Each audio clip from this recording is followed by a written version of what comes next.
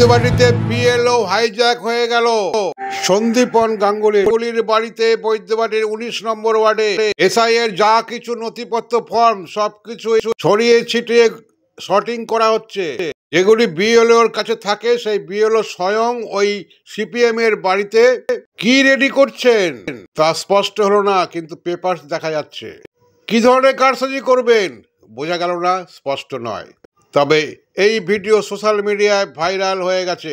আমরা একটু অন্যরকম দু চোখ দিয়েই দেখি। আপনারা দেখছেন ইএনসি নিউজ বাংলায় এই ভিডিও, যা সত্যটা আমরা যাচাই করে দেখিনি। তবে সিপিএম এর এই কর্মী যে হাইজ্যাক করেছে তা স্পষ্ট।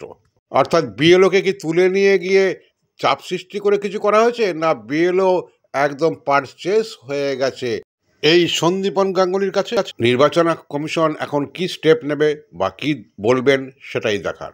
এনুমারেশন ফর্ম দেখুন, বিএলএ2 204 পটে বিএলএ2 সিপিএম এর এজেন্ট সন্দীপন গাঙ্গুলি তার বাড়িতে বসে ফর্ম সাজাচ্ছে। এটা কোনো স্ক্যাম প্ল্যান নয়,